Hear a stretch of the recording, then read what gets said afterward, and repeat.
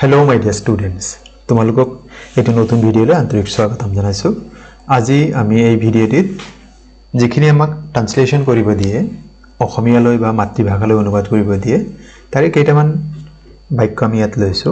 এনে ধৰণৰ বাক্য সাধাৰণতে পৰীক্ষাত দিয়া দেখা যায়।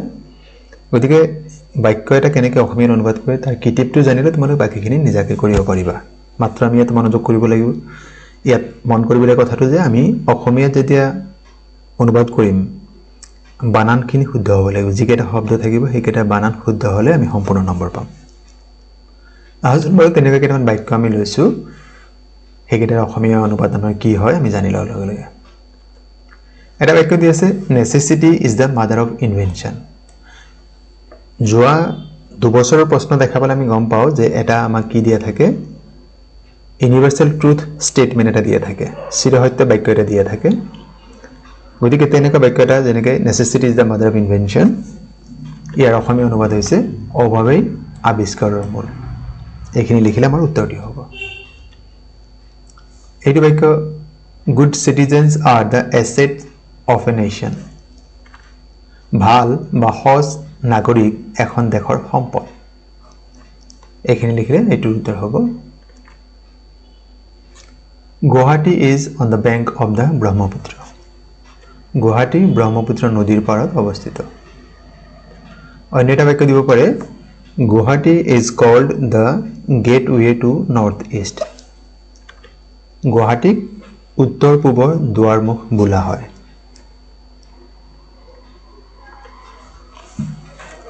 মৰ্নিং শ্ব'জ দ্য ডে।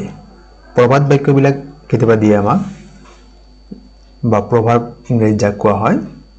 তেনেকৈ এটা বাক্য হৈছে মৰ্নিং শ্ব'জ দ্য ডে, যি মূলা বাঢ়িব তাৰ দুপাত এটা চিন। It may rain tonight. আজি ৰাতি বৰষুণ দিব পাৰে। ৱাকিং ইজ এ গুড এক্সাৰচাইজ। খোজ কঢ়াটো এটা ভাল ব্যায়াম।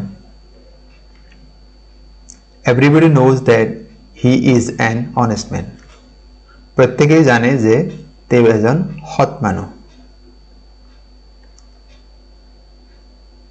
Where there is a will, there is a way. ইচ্ছা থাকিলে উপায় ওলায়। We should not waste time. আমি সময়ৰ অপচয় কৰিব নালাগে।